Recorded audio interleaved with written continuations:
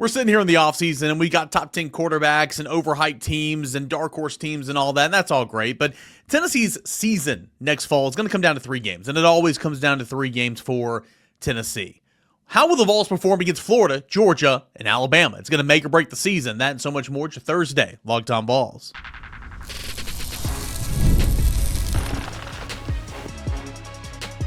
You are Locked On Vols, your daily podcast on the Tennessee Volunteers. Part of the Locked On Podcast Network, your team every day. Hey everybody, happy Thursday and welcome into Locked On Vols, your spot for Tennessee football news and entertainment 5 days a week. I put content out there on the weekends as well. We're a part of the Locked On Podcast Network, where it is your team every single day, and every day is your number one spot, and I appreciate you for being here for Tennessee football news as always. Today's show is going to be a big one. Dylan Sampson, James Pearce, where are they being currently mocked in NFL drafts? It's coming up in segment number 3. What did Mel Kiper have to say about James Pearce? Kind of perplexed statement. We'll get into that in segment number 3. Of course, earlier this week, Tennessee football has rounded out its staff, promoting Coach Chop, as we talked about on yesterday's show, what was likely to happen, bringing in an outside voice to help with special teams and promoting an analyst to special teams coordinator. Also salaries. And let's take a look at the staff. Who's on contract and when those contracts are up? There's a lot of guys coming off the books as it currently stands a year from now. That's coming up in segment 2. But the big 3, and we talk about this several times. I think, when the schedule came out, and, we've already had maybe a couple segments on this in months past. But you everydayers, just kind of bear with me. The majority of the people tuning in, especially on YouTube, are probably new to the show. So a lot of this is kind of rinse, repeat, or kind of new to these new viewers. But overall, I mean, it's the same thing every year, to be completely honest. Tennessee's season is going to be made or broke on the 3 games of Florida, Georgia, Alabama. And so in order for Tennessee to get back to the college football playoff, if we follow the same tune for the Volunteers this past season, for college football this past season, in 2025, unless something changes here in the next couple of weeks that we don't necessarily see happening, the college football playoff will go on the same course, the same path for 2025 before expanding to 2026. But what I mean by this is we think that it's going to be the exact same thing, whereas they're not going to just seed based off the rankings 1 through 12. There was some discussion that maybe they'll make that change for 25, but it feels like that the 2025 college football playoff is going to be the exact same as this past year in terms of how the structure is. And then in 2026, like we talked about yesterday, 14 or 16 teams, 1 through 16, all that and more. But if you follow the tune of how the college football playoffs work this year, and not every year is valued the same, I recognize that. Tennessee was 10-2 in the regular season. Tennessee went 2-1 against its big 3 in Florida, Georgia, Alabama, and Tennessee was a college football playoff team. Say Tennessee still had a 10-2 record, but those losses were to Georgia and Alabama this past year. Would that have been enough to get Tennessee in the playoffs? Probably not this year, considering one of the key win for Tennessee was over Alabama, that everybody and their mother still tried to get into the 12-team college football playoff. Say a win was over Alabama and you lost to Florida and Georgia. That's probably not going to get you in, because Florida still, even though it ended the season off really, really hot, still was, 7-5. The point is, you need to try to win 2 of these 3, in my opinion. I'm not saying, and certainly the way the cookie crumbled last year, the SEC tried its best to get 4 teams in. So if you would have dropped 2 of these 3, maybe you would have still got in on a quote-unquote normal year. But it's going to come down to these 3 games. So my question for you is, which game do you feel best about? All right. It's interesting when you look at the schedule. The schedule is obviously a little bit different this year in terms of you get Florida or you get Georgia right out of the gate. You're August the 30th against Syracuse in a Mercedes-Benz Stadium in Atlanta, Georgia, because that's all what we signed up for, Syracuse and Atlanta, right? That's August the 30th. That's going to be a big game. Don't get me wrong. Then you got ETSU. And then you've got Georgia on September the 13th, and this is the only team that Josh Heupel has not beaten. This is the only team that Josh Heupel has not been able to master since being here at Tennessee. He's beaten Alabama twice. He's beaten Florida twice. Has yet to beat Georgia. Tennessee hasn't won in this series in 8 straight years. Tennessee hasn't played Georgia in the month of September since 1995. So a lot of things kind of going against Tennessee. What does Georgia look like earlier in the year? Of course, Georgia has a good roster still. They've got playmakers. They did work in the transfer portal, trying to help out their wide receivers and their weapons. They do have Gunnar Stockton that I'm not completely sold on, but he does have some valuable experience now filling in for Carson Beck in the SEC championship and the college football playoff game. So that is going to be an extremely tough test early on. If I'm picking the game right now, I'll probably pick Georgia to win, right? But I mean, again, we'll recycle this and we'll have, official picks later in the summer. But I mean, that's a tall order in my opinion, simply because the roster still, Tennessee's playing catch up for sure. And Tennessee played Georgia better than it's ever played Georgia last year. But the roster, I still think there's a difference. So Georgia's going to be tough early on. You get Alabama third Saturday in October the 18th this year. Tennessee has not won at Alabama since 2003. So you talk about trying to do something you haven't done in a long time. However, in 4 years as head coach here at Tennessee, Josh Heupel has beaten Alabama twice, both been at Neyland Stadium, however. But what about this Alabama team? Again, I'm not trying to act like I'm an expert on Georgia's roster and Alabama's roster and Florida's roster right now. We'll learn more as the offseason goes on. But what I can tell you is they're going to be breaking in a brand new quarterback. Ty Sampson, the veteran backup, or one of these young guys, redshirt freshman or true freshman potentially, probably Ty Sampson right now. You got Ryan Williams. I heard that he turned 18 years old. So there's that. But a great weapon, a wide receiver. What's that roster look like second year with DeBoer post Nick Saban? I don't know. Plus, on the road at Tuscaloosa, sure, Tennessee hasn't won there since 2003, but I'm telling you, in games that I've covered and games that I've gone to, growing up, playing at Alabama, playing at Tuscaloosa is nothing compared to playing between the hedges at Georgia and playing down at the Swamp. And that's why it brings me to Florida here. I think Florida is the most important game on the schedule. Number one, because of where it's at. It's in the Swamp. It's a place Tennessee has not won since 2003. What up, Casey Clausen, right? The Iceman. Sure, Tennessee's won 2 of their last 3 over Florida. That's both been at home. Florida really rallied, finished the season off strong last year. 8-5 was the record with a bowl win over Tulane. DJ Lagway's getting all the offseason hype. You got Jaden Baugh at tailback. Eugene Wilson, Trey Wilson, the third at wide receiver. Where are they on the offensive line? We'll figure it out. I mean, I don't know that right now, but Florida's got some momentum heading into the offseason. We've talked about this. But number one, it's at Florida. That has just been a place of horrors for Tennessee. Absolute nightmares for Tennessee. And it is November the 22nd. It is the game right before the regular season finale against Vanderbilt in Knoxville. This game against Florida 100% will define Tennessee's season. Because say, leading up to that game, you have a 9-1 record. Say, leading up to that game, you have a 8-2 record. Okay, that is a must-win game for Tennessee. Sure, if you have a 9-1 record and you drop a road contest to Florida, depending on how good Florida is, that might not keep you out of the playoffs. But if you have an 8-2 record leading into that game on the road to Florida, that's a must-win, in my opinion. That is a must-win. Plus, under this scenario, Tennessee will have needed to beat Alabama. That will have been a signature win. We'll see how good Oklahoma is. We'll see how good Arkansas is. I'm sure Oklahoma will be better than Arkansas. And we'll eventually see how good Syracuse is as it moves on from Cal McCord. That's an important game. But again, this schedule, though not easy, there's not a whole, at least right now, right? And based off what we saw last year, there's not a whole lot of opportunity for signature wins. That's why if you really want to spin this, the Alabama game might be the most important game because I think that is the most gettable for the University of Tennessee. The most gettable of the 3, I think, is at Alabama. The most important of the 3 is at Florida at the end of September, or at the end of November. And by the way, this is the first time that Tennessee has played Florida in the month of November.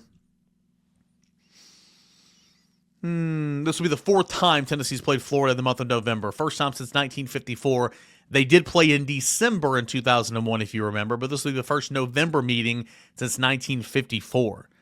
So any way you want to spin it, these 3 games are humongous for Tennessee's college football playoff outlook.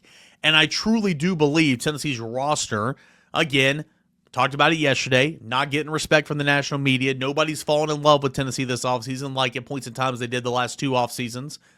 You bring back Nico Iamaleava where the sky's the limit. You bring back a roster where defensively I think you're going to be salty just as you were in 24. We'll see where you are at wide receiver. They got to answer questions on the offensive line, but I like the running back group. I like some playmakers at wide receiver. They got to figure it out. Love the tight ends, okay? and I like the quarterback. I think Tennessee's going to be just fine, but your signature win has got to be at Alabama, and that's a place you haven't won since '03. Potentially your signature win or in a must-win situation towards the end of the year is going to be at Florida, a place that you haven't won since '03. And then who knows, you could really help yourself out immensely if you go ahead and get an early season signature win against Georgia in Knoxville. Boy, wouldn't that be something. And, teams usually get better as the season progresses, right? Look at Florida last year, perfect example. Georgia might not have it all figured out week 3 of the season. Typically, for teams like Georgia here lately, even though you don't have it all figured out, that's still good enough to win by 2 or 3 touchdowns on a normal day. Can Tennessee get that early season upset? We'll see exactly. I don't have the numbers in front of me of the lines, early lines for FanDuel. That's going to be at home. It's going to be a really, really close, game, maybe even a pick 'em. But Tennessee could help themselves out tremendously if you get that win against Georgia at home. So haven't beaten Georgia in 8 years, okay? Haven't won at Alabama, haven't won at Florida since '03. A lot is on the line for Tennessee this year, and that's assuming Tennessee's got to handle business in the opener against Syracuse. You got to handle business in the games that you're supposed to handle business in. Mississippi State, which I'm sure it will. Arkansas, you better. You didn't last year. Kentucky, you better. Oklahoma's going to be better this year, but you better handle business in Knoxville. And then, of course, Vanderbilt to end the season. The big three. It always comes down to the big three for the University of Tennessee. What say you? What game is most important? What game is critical of those big three for Tennessee to get back into the college football playoff? We'd love to hear from you. Leave a comment on this show on YouTube @_Caner at Locked On Vols. Again, the big three, always huge, but I think Florida's the most important. I think Tennessee's the most gettable for Tennessee is that Alabama. But boy, the Volunteers could really help themselves out if they come out firing at home at Neyland Stadium against Georgia, beat the Bulldogs for the first time in 9 years at that time, and win at home in the early season @_Caner and at Locked On Vols. All right, when we come back, what does it mean for Coach Chop to get elevated? How much is Coach Chop going to be making? What's the extension conversations like with Willie Martinez? Who all on staff is their contract up this time next year? A lot of assistant coach filings we're going to get into in segment number 2. That's coming up next, right here on Locked On Vols. Hey guys, I want to tell you about our friends over at Roy. Attention, Tennessee fans. The future of college sports is here, and it's transparent. Before the Roy app, NIL negotiations often happened under the table, and fans didn't have a clear way of directly supporting the athletes that they love. Now, with Roy, you get to be a part of the change and support Tennessee athletes in the most transparent way possible. Roy, the NIL app, allows you to do this. Choose the player you want to support. Decide how much to contribute. Receive exclusive content from the athletes you back. The best part, if your player transfers, you get your money back. That's nice, right? It's risk-free to show your support for those athletes. For a limited time, Roy is matching up to $100 per Tennessee fan. That means your impact is doubled, helping you to keep your favorite players right where they belong. The Roy app is giving fans control, no more uncertainty. Now you can provide transparent, impactful support and help shape the team and the future of college sports with your contributions. Download the Roy app now from the App Store and start backing Tennessee athletes the way they deserve, with transparency, trust, and real impact. This is the future of college sports. Join it now by downloading Roy and supporting your favorite Tennessee players. As we assumed, as we discussed on yesterday's show, and the news broke a couple hours after I recorded, Tennessee has elevated Coach Chop, LaVorn Harbin, to outside linebackers coach to replace Mike Eckler. They have elevated Evan Crabtree from special teams assistant in like an analyst role, support staff, to special teams coordinator. And they've gone out and got an outside hire, an outside voice in John Bonamago. I'm going to get that name down the more and more I say it. Bonamago, who has tons and tons of college football and NFL experience, especially in special teams. He's going to come in and be an assistant to Crabtree and just another voice in the room. So this is the direction that we thought was going to happen for a long time. Austin Price Falquest first to report the news on Tuesday. And Tennessee, kind of put out some releases and made it official later in the day. But it kind of goes back to that conversation we had yesterday about, like, nobody cares. It's not sexy when you elevate players and elevate support staff members to on-the-field coaching roles. And To be completely frank and up front, of all and I understand Josh Heupel's yet to fire an assistant coach. I understand while at Tennessee. I understand that there's some frustrations there at times, but of the assistants or the support staff members who have been elevated over the years, I mean, I think Alec Ablin's doing a fantastic job. I think that was a great one. We'll see how Joey Halsley continues to grow and mature in his role as offensive coordinator. Kelsey Pope, I think, has had his moments. Certainly, I think he was instrumental in Jalen Hyatt's progression and Bayless Jones early on. I think he's recruited well for the most part. But I know a lot of fans just get a little angry or get fed up with elevating these internal hires. This one shouldn't be that way. Of all the ones, this one is the one that, okay, this makes the absolute most sense. Why? Because as we spoke on, Coach Chop has been leading the charge in the recruiting circuit for Tennessee for a while now. There's no cap for on-the-field coaches now. There's just a cap for how many coaches can go recruit, and they put in that stipulation a little while ago to where you can take an on-the-field assistant off and put a support staffer on to go out and recruit, and that's what Chop's been doing.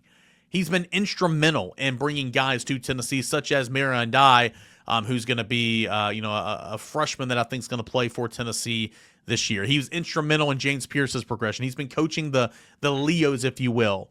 And this one makes all the sense in the world to me. So it was official yesterday, and again, we talked a little bit about it on yesterday's show. So John Bonamego has been added to help with special teams, and Evan Crabtree has been elevated to special teams coordinator. Again, there's no cap of on-the-field coaches anymore. Neither one of these guys will be on the road recruiting. Why it makes sense to promote Evan Crabtree? Well, he's young, he's cheap, and he's been helping do Tennessee special teams the last couple of years. I mean, what else do you need, right? And plus, you bring in another guy in John Bonamego, who I'm going to discuss here in a moment, to help, to influence, to be another set of ears, to help with schematics and all that, because he's been there and he's done that. But Evan Crabtree is young, he's cheap, and he's been helping for the last couple of years. And, oh, yeah, I understand there's been some frustration sometimes whenever you kick it out of bounds and you're trying to pinpoint it there on the sideline. But Tennessee special teams overall has been really, really good under Mike Eckler, and Evan Crabtree had a big part in helping with that. So all that makes sense for me. Crabtree, again, he's not going to be coaching kickers specifically and punters specifically, but he's going to be coaching the teams, the coverage units, the return units, and all that and more. And so will Bonamego, who has spent 34 years in coaching, several stints in the NFL, 6 stints, I believe. He was the former head coach of Central Michigan for a couple of years. Most recently, he was at Iowa State as a coaching staff senior special teams analyst. Again, I love the fact, and a lot of people have wanted this outside voice on the offensive staff for a little while, but I love the fact that, kind of like Jerry Mack, right? Bonamego has been a head coach before. He's been there. He's done that. He's dealt with all the things that come with being a head coach at any level of football. And so I love having somebody like that as a sounding board for Josh Heupel and a sounding board for Evan Crabtree. In 2016, Central Michigan upset number 22 Oklahoma State on the road in Stillwater. So that was kind of one of his signature wins as a head coach. He coached at Army for a little bit. He's been considered a special teams innovator. 6 stints in the NFL. He's worked as special teams assistant or coordinator for 6 different teams: the Jaguars, the Packers, the Saints, the Dolphins, the Lions, the Rams. And so I love bringing in somebody else to kind of help with that. So why promote Evan Crabtree? Well, for the reasons I've already pointed out, plus you're bringing in a guy that has got a ton of experience and can be used as a resource and a sounding board, such as John Bonamego, who's already been here for about a week and has a locker and has been going through, what Tennessee coaches are going through right now. All right. Other news worth mentioning: Willie Martinez has received a 2-year extension officially, and that's no surprise. No surprise that he was going to be kept on staff and extended. 2-year extension, and he's going to be making $540,000 a year. Strength coach Kurt Schmidt has been re-upped for a 1-year deal, and he's going to be making $475,000 annually. Anytime somebody gets re-upped for a 1-year deal, it's kind of like, oh, writing's kind of on the wall, right? And he's not going to be back. Well, Martinez was kept on a 1-year deal, and then now we got a 2-year extension. So that's not always the case. Plus, Kurt Schmidt and Josh Heupel have worked together for a long, long time. But again, it's of the 3 assistants who were on expiring contracts, Tim Banks got a new deal, Mike Eckler left for Nebraska, and Willie Martinez, who, again, we've already known is going to be in Knoxville. He gets a 2-year extension at $540,000. How much money are the new guys making? Well, here it is. Let's see here. Kurt Schmidt, again, I just mentioned, $475,000, strength coach. He's not a new guy. He's been here. Evan Crabtree, special teams coordinator is going to be making $225,000 a year. Again, young and cheap. You bring in special teams coach John Bonamago to help with Crabtree, 1-year deal, going to be paid $200,000. So you're getting 2 for the price of 1, right? I'm not sure what Eckler's salary was, but I'm pretty sure he was probably around $400,000, maybe a little over. I'd have to go back and look, but you're getting 2 for the price of 1, and I love that. You look at Tennessee's assistant coaches overall. Tim Banks, of course, this is last we've seen. Tim Banks, of course, new deal, $2.15 million. Glenn Ellery, $900,000. Ronnie Gardner, $900,000. Joey Halsley, $850,000. William Inge, $720,000. Kelsey Pope, $550,000. Willie Martinez, now with his new deal, $540,000. Darrell Sims, $350,000. Coach Chop, LaVorne Harbin, $350,000. Alec Ablin, $250,000. Kurt Schmidt, $475,000. Evan Crabtree, $225,000. And John Bonamago, $200,000. But here's where it gets interesting, guys. Banks is under contract through 2028. Willie Martinez is now under contract through 2027. Coach Chop is under contract through 2027. Evan Crabtree is under contract through 2028. Here are the coaches that are on expiring deals in January of 2026.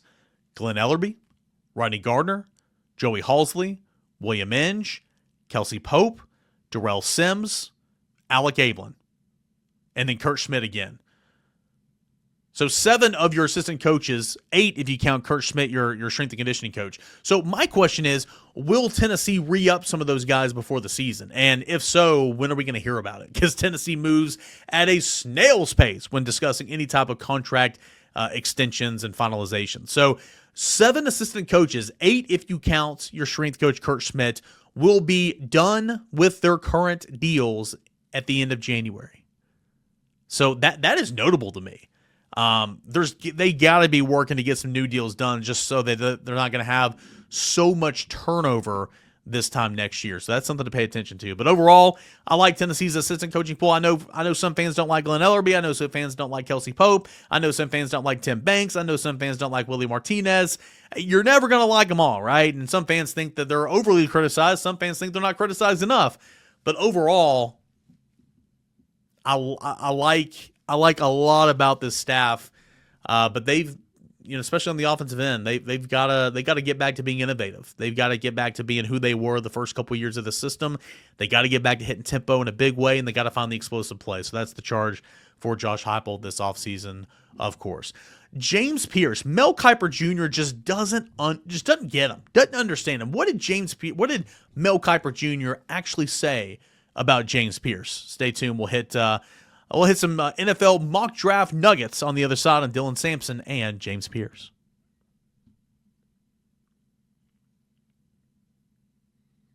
The NFL draft is coming up sooner than we know it. The NFL Combine's coming up later this month, and then we're going to go through pro days and all that. It's an exciting time if you like to follow that stuff, and I enjoy it. I enjoyed it a lot more back in the day when I wasn't so busy, but I definitely enjoy it. And two of the 2 players for Tennessee, they're probably going to be drafted the highest, excluding maybe Omar Norman Lott in this conversation, Dylan Sampson, and, of course, James Pearce.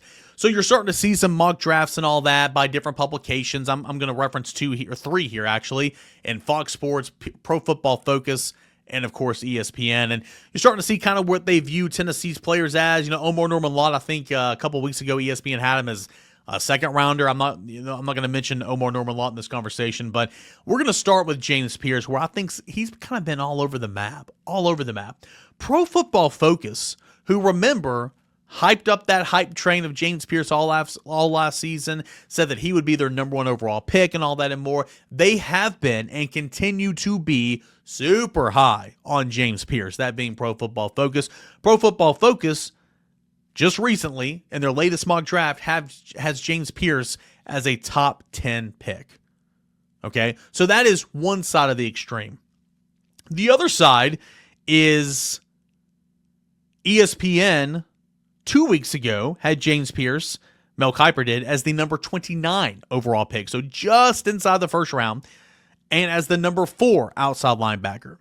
Recently, Phil Yates, in his NFL Mock Draft 3.0, I think that was earlier this week, had James Pearce going number 19 to Tampa. And it was interesting because Mel Kiper Jr. joined First Take, explained on First Draft, not First Take, explained on First Draft, the show, trying to make sense of Phil Yates mocking James Pearce at number 19 overall. Here's what he said, quote, "There's some players, and I think every evaluator will admit this, there's some players you just don't know. You really can't feel strongly one way or another about the player. You almost have to throw your hands up and say, I don't get this. I can't make a strong argument to take him or to not take him." James Pearce Jr. is one of those guys because I thought going in, based on what we saw last year in 2023, that he would be, along with Michael Williams, maybe the number 1 overall pick in the draft.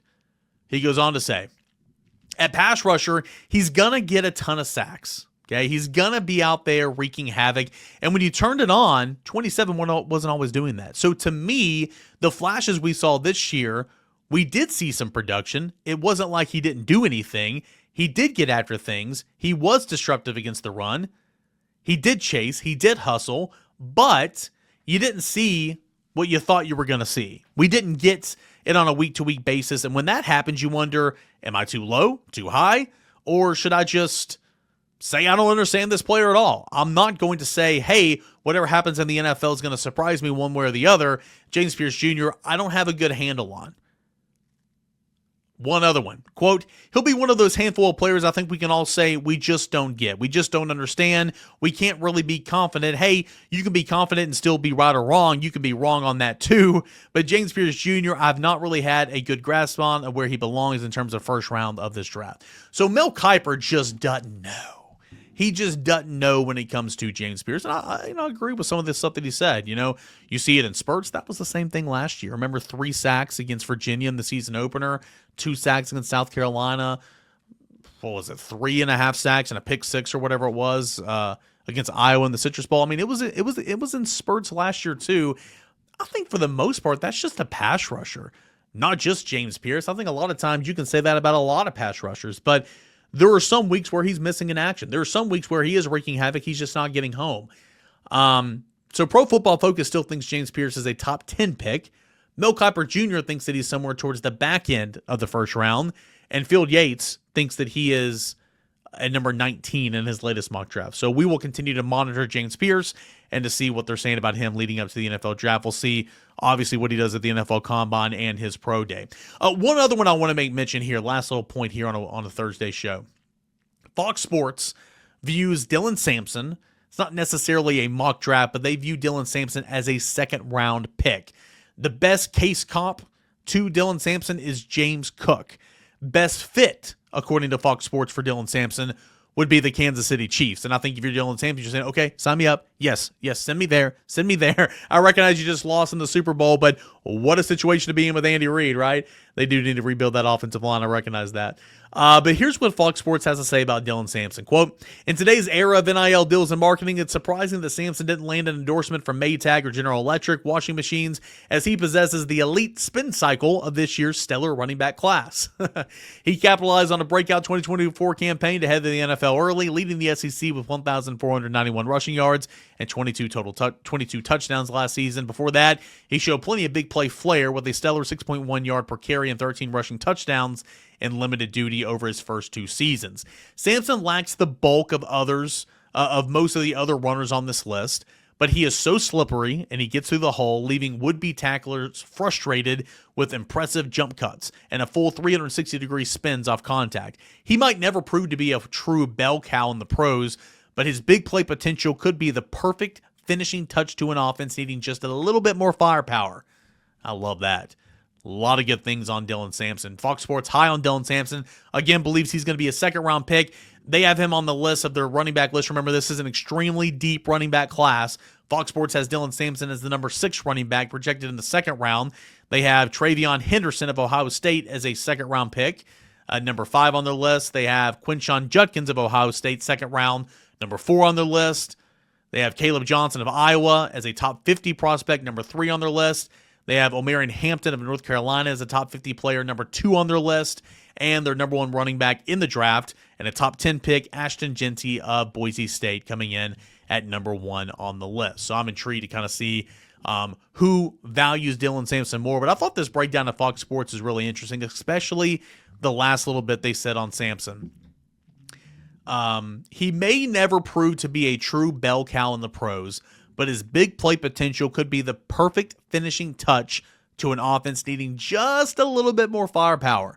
I love that. And I would love to see Dylan Sampson be drafted to a good situation like the Kansas City Chiefs. Because as we know, same with quarterbacks especially. I mean, this is more true for quarterbacks than any. You get drafted to a good situation compared to a bad situation, it can make or break your career. That's why we see so many quarterbacks turn into busts, because they get drafted in the top 10 to just horrendously run franchises that have no help around them, and then they're forced into playing time early, and by the time you're midway through your rookie season, everybody in the NFL world has already got an opinion on the guy. Very rarely can you kind of climb out of that like Sam Darnold did this year, and of course he didn't end the season the way he wanted to, but Sam Darnold certainly climbed out of that a little bit. So anyway, would love to see Dylan Sampson go to the Kansas City Chiefs or another good team like that. Good show today. Thank you guys for being here. Fun show today, I should say. Don't necessarily want to pat myself on the back. Maybe you thought it was bad. I thought it was good. I think it's a good show. I thought it was entertaining. A lot of information. A lot of fun conversation. I look forward to the dialogue. Please comment on the show on YouTube. Tweet me at _Caner. Follow me on Instagram. I'll put clips up of shows usually a day after they drop. So engage on that if you would. And as always, please subscribe to us wherever you listen to your podcast and on YouTube as well. We're close to 15,000 subscribers. All right. Appreciate you guys for being here. Thank you so much. Everydayers simply couldn't do this show without you. This is Locked On Vols.